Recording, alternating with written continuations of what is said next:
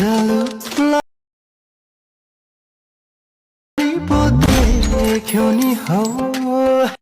Hello and नमस्ते everyone, तपाईहरुले preview video देखिसक्नु भएको छ कस्तो प्रकारको रहेछ भनेर।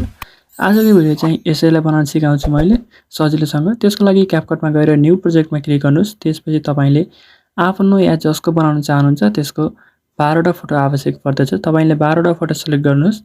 12 वटा फोटो सिलेक्ट गरिसकेपछि तपाईले तल देख्न सक्नुहुन्छ एड भन्ने, एडमा क्लिक गर्नुस्। त्यसपछि तपाईले फर्मेट खोज्नु पर्ने हुन्छ। साइड गरेर यता फर्मेट खोज्नुस्। फर्मेटमा क्लिक गरेर 16:9 रेशियो सिलेक्ट गर्नुस्। त्यसपछि सुरुको फोटोलाई क्लिक गरेर तपाईले त्यसलाई रोटेट गर्नुपर्ने हुन्छ। रोटेट गरेर तपाईले स्क्रिनमा ठ्याक्क फिट हुने गरी मिलाउनुस्। सबै फोटोलाई त्यसरी नै मिलाउनुस्। 12 वटै फोटोलाई तपाईले रोटेट गरेर यसरी नै स्क्रिनमा फिट हुने गरी मिलाउनुस्। यस्तो गरेपछि पछि राम्रो हुन्छ। अनि तपाईले वाटरमार्कलाई डिलिट गरिदिनुस्। त्यसपछि तपाईले सुरुको फोटोमा आउनुस्। सुरुको फोटोमा क्लिक गरेर तपाईले त्यसको टाइम चाहिँ मिलाउनु पर्ने हुन्छ 4.9 सेकेन्ड। यसको टाइम चाहिँ 4.9 सेकेन्ड बनाइदिनुस्। अनि सेकेन्डको फोटोमा चाहिँ तपाईले 2.5 सेकेन्ड बनाइदिनुस्। मैले माथि पनि लेखेको हुन्छु, तपाईले माथि पनि हेर्न सक्नुहुन्छ। अर्कोमा पनि 2.5 सेकेन्ड बनाउनुस्। यसलाई पनि 2.5, यसलाई चाहिँ 1.3 सेकेन्ड बनाउनुस्। मैले माथि लेखेको छु, तपाईले मेरो आवाज बुझ्नु भएन भने हेर्न सक्नुहुन्छ। यसलाई पनि 1.3 सेकेन्ड, यसलाई चाहिँ 0.7 सेकेन्ड, अनि अर्कोलाई चाहिँ 0.6 सेकेन्ड, सरी 0.6 सेकेन्ड। यसलाई चाहिँ 1.3 सेकेन्ड, 1.3 सेकेन्ड, अनि यसलाई पनि हैन, यसलाई चाहिँ 2.6 सेकेन्ड, यसलाई चाहिँ 2.5 सेकेन्ड। अब चाहिँ बाँकी रहेकोलाई 2.5 सेकेन्ड गराइदिनुस्। यसलाई पनि 2.5 सेकेन्ड, अनि अर्कोलाई पनि 2.5 सेकेन्ड गराइदिनुस्। 2.5 सेकेन्ड। अब चाहिँ हाम्रो टाइमको काम भइसकेको छ। अब भने हामीले अब एनिमेसन लगाउनु पर्ने हुन्छ। एनिमेसन लगाउनको लागि सुरुको फोटोमा आउनुस्। अनि सुरुको फोटोमा क्लिक गर्नुहोस्। अनि तपाईले तल एनिमेसन भनेको देख्न सक्नुहुन्छ। एनिमेसनमा क्लिक गरेर कम्बोमा क्लिक गर्नुहोस्। कम्बोमा क्लिक गरिसकेपछि सुरुको फोटोमा लगाउनु पर्ने हुन्छ हामीले बाइसेक्ट 2 एनिमेसन खोज्नुहोस्। यो रहेको छ, यसलाई लगाइदिनुस्। अनि यसलाई ठिक लगाइदिनुस्। त्यसपछि सेकेन्डको फोटोमा तपाईले पेन्डुलम 2 लगाउनु पर्ने हुन्छ। पेन्डुलम 2 लगाउनुस्। अर्को फोटोमा चाहिँ तपाईले पेन्डुलम 1 लगाउनु पर्ने हुन्छ। अनि अर्कोमा चाहिँ 2 लगाउनु पर्ने हुन्छ। तपाईले 2 1 2 1 2 1 गरेर पुरै फोटोमा लगाउनुस्।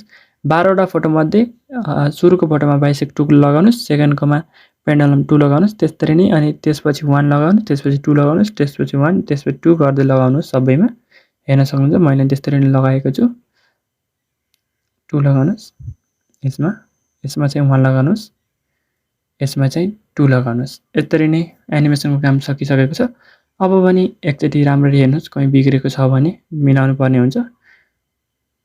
मेरो चाहिँ यहाँ बिग्रे जस्तो लागेको छ, मलाई फोटो जुम गर्न पर्ने जस्तो छ। यहाँ हेर्न सक्नुहुन्छ फोटो यस्तो भयो भने नराम्रो देखिन्छ। यसलाई जुम गरिदिनुस्। अनि अर्को पनि एउटा बिग्रेको जस्तो लागेको छ मलाई। कता हो? यहाँ आइज। यहाँ चाहिँ मेरो बिग्रेको छ। यसलाई पनि जुम गरेर फिट गराइदिनुस्। अब चाहिँ लगभग भइसकेको छ हाम्रो।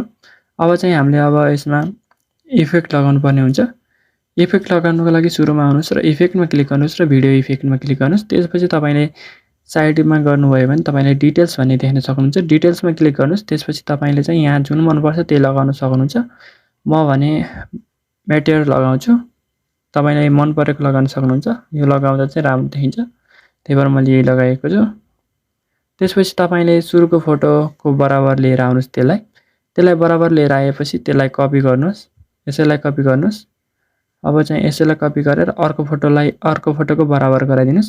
अनि फेरि त्यसैलाई कपी गरेर अर्को फोटोको बराबर ठ्याक्क फोटोको बराबर गराउँदै जानुस्। कपी गर्दै फोटोको बराबर गराउँदै जानुस्। अनि हाम्रो इफेक्टको काम पनि यसरी नै सकिन्छ। अब चाहिँ हाम्रो भिडियो लगभग रेडी भइसकेको छ। अब यसलाई चाहिँ एक्सपोर्ट गरेर उता लगेर पनि एउटा एनिमेसन लगाउनु पर्ने हुन्छ। अनि म्युजिक लगाउँदा हाम्रो भिडियो सकिन्छ। अब चाहिँ यसलाई तपाईले यहाँ डाइरेक्ट एक्सपोर्ट गर्न सक्नुहुन्छ। एक्सपोर्टमा क्लिक गर्नुस्। एक्सपोर्ट हुन्छ। एक्सपोर्ट हुनेजरी हाम्रो च्यानललाई सब्स्क्राइब गर्नुस्। सब्स्क्राइब गर्नुभएको छैन भने अनि लाइक गर्नुस् भिडियोलाई। अब चाहिँ न्यू प्रोजेक्टमा क्लिक गरेर अघि एक्सपोर्ट भएको भिडियोलाई लिएर आउनुस्। त्यसलाई लिएर आइसकेपछि तपाईले त्यसलाई फर्मेटमा क्लिक गरेर 9.16 रेसियो गर्नुहोस् टिकटकको फर्ममा। अब चाहिँ यसलाई भिडियोलाई क्लिक गरेर एडिटमा गएर रोटेट गर्नुहोस्। रोटेट गरिसकेपछि तपाईँले ठ्याक्क यो फोटो जहाँबाट चेन्ज हुन्छ त्यहाँ जानुपर्ने हुन्छ तपाईँ। मैले धेरैको भिडियोहरूमा कमेन्ट देख्छु डबल इफेक्ट कसरी ल्याउने भनेर। यसरी नै डबल इफेक्ट आउँछ। जहाँबाट फोटो तपाईँको चेन्ज हुन्छ त्यहाँ गएर स्प्लिट गरिदिनुहोस्। स्प्लिट गरिसकेपछि तपाईँले त्यसमा एनिमेसन लगाउनु भयो भने डबल एनिमेसन हुन्छ। स्प्लिट गरेर अब यसमा अर्को एनिमेसन थप्नुहोस्। एनिमेसनमा क्लिक गर्नुहोस्।